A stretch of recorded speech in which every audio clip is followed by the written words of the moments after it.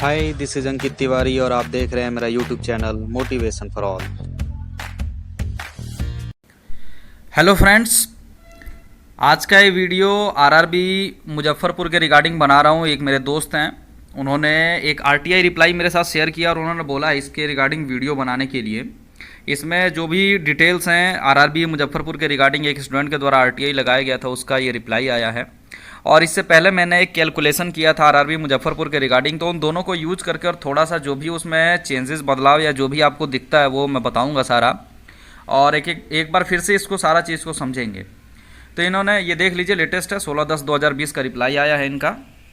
और इनके द्वारा जो क्वेश्चंस पूछे गए थे वो एक बार बेसिक देख लेते हैं, उसके बाद मैं वो कैलकुलेशन भी अपना दिखाऊंगा। तो इनका देखिए, इन्होंने मार्क्स वगैरह के बारे में पूछा था। तो इनका CBT 2 में पार्ट सी में 58.65, पार्ट बी में 41.45, साइको में 19.28 मार्क्स, ये इनको बताया गया था। सेकंड और थर्ड क्वेश्चन में और 9th क्वेश्चन इनका आंसर है। इनका ओवरऑल रैंक 4314, 4314 दिया हुआ और कम्युनिटी रैंक 2757 दिया हुआ है।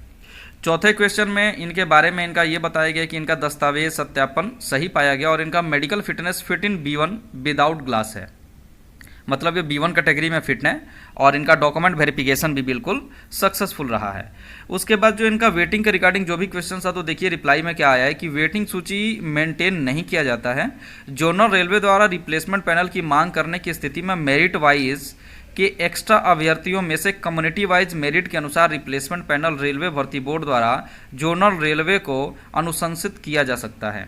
मतलब जोनल रेलवे से जैसे डिमांड आएगी उसके अकॉर्डिंग मेरिट, और वो भी कम्युनिटी वाइज मेरिट, मतलब जर्नल की सीटों पर जर्नल के लड़के, ओबीसी पे ओबीसी के लड़के, मेरिट के अकॉर्डिंग इस तरह से सभी का सिलेक्शन किया जाएगा, ये इन्होंने बोला है। अगला क्वेश्चन का इनका बताया गया कि ये कैटेगरी नंबर 34 के स्टैंड बाई में है। और नेक्स्ट जो दो क्वेश्चन है वो अनफिट के बारे में बताया गया कि ALP पद हेतु 88 अभ्यर्थी मेडिकल में योग्य नहीं पाए गए और टेक्नीशियन पद हेतु 7 अभ्यर्थी मेडिकल में योग्य नहीं पाए गए। तो जो थोड़ा बहुत बदलाव है वो बेसिक बदलाव यहीं पे है, जो कि मेडिकल का मैंने लिया था, वो मैं आपको कैलकुलेशन में चलिए एक बार दिखाता हूँ। तो ये वो कैलकुलेशन था। इसमें टोटल वैकेंसी के बारे में मैंने बताया था कि ALP के 456 और टेक्नीशियन के 683 थी। बट यहाँ पे NOC not eligible, NEC not eligible candidates बहुत ज़्यादा रहे। और आप खुद ही देख लीजिए कि टोटल 1139 पोस्ट होने के बावजूद सिर्फ डॉक्यूमेंट वेरिफिकेशन में एक्स्ट्रा कैंडिडेट को लेके 1272 लड़कों को ही बुलाया गया था, जिसमें मेन लिस्ट के 871 थे और बाकी सारे वेटिंग के थे। उसमें भी ALP की बात करें तो 388 और टेक्नीशियन के 483 थे। जो ये सारा डाटा मैंने उस टाइम पे एक RTI रिप्लाई आया था, उसमें पूरा ये इनका पैनल के बारे में पूरा लिखा हुआ था कि ALP और टेक्नीशियन के जो भी पैनल यहाँ पे डिस्क्लोज किए गए थे, पैनल अपलोड किए गए थे, जो कैंडिडेट्स इम्पैनल्ड हुए थे उनका पूरा डिटेल दिया हुआ था। तो ALP का ये पूरा डिटेल दिया हुआ था, पूरा कम्युनिटी वाइज 388 का और टेक्नीशियन के 483 स्टूडेंट्स का। तो यहाँ से वेटिंग लिस्ट हमने निकाली थी कि 401 स्टूडेंट वेटिंग में है, ALP के 176 और टेक्नीशियन के 225, और अनफिट का मैंने 92 किया था। बट ये एक्चुअली अगर देखा जाए तो जो अभी RTI रिप्लाई है उसमें ALP के 88 और टेक्नीशियन के 7, तो ये 95 हो जाता है। और 95 में भी ALP का मैंने सिर्फ 67 लिया था, जबकि वहाँ पे 88 है। और टेक्नीशियन का मैंने 25 लिया था, लेकिन एक्चुअली अगर देखा जाए तो टेक्नीशियन के सिर्फ 7 लड़के ही अनफिट हुए हैं। तो ये थोड़ा सा फेरबदल है। अब्सेंट स्टूडेंट्स का डाटा था उसमें 56 और शॉर्टफॉल जो हुआ था वो हमको पता ही है कि SC कम्युनिटी की 38 और ST की 29 सीटें खाली, टोटल 67 सीटें खाली रह गई थी।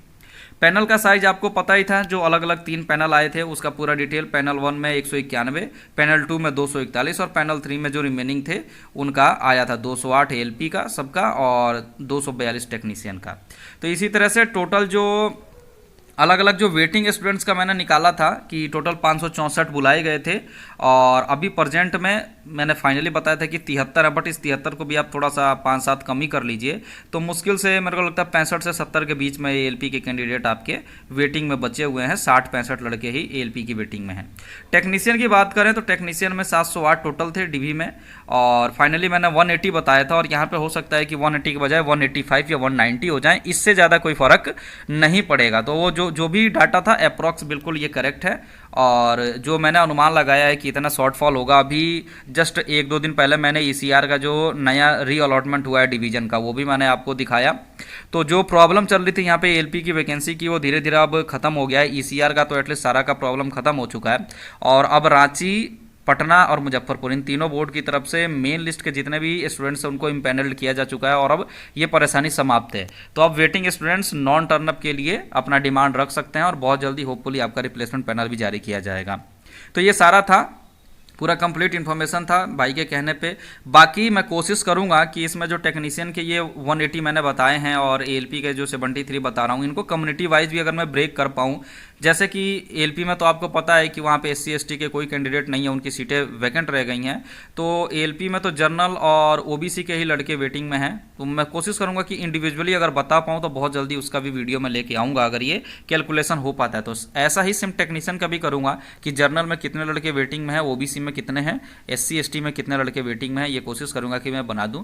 मुजफ्फरपुर में बहुत कम लड़के वेटिंग में हैं। मैं इवन बात करूं कि ECR के लिए जो भी रिक्रूटमेंट करता है तीनों बोर्ड, तो उसमें एक रांची ही ऐसा बोर्ड है जहां पे स्ट्रेंथ काफ़ी ज़्यादा है वेटिंग की, नहीं तो पटना और मुजफ्फरपुर में बहुत कम लड़के हैं और इनका बहुत आसानी से अगले 1 साल के अंदर कंप्लीट हो जाएगा और सभी लड़कों का रिप्लेसमेंट भी आ जाएगा। तो ये पूरा कंप्लीट इन्फॉर्मेशन था। बहुत बहुत धन्यवाद।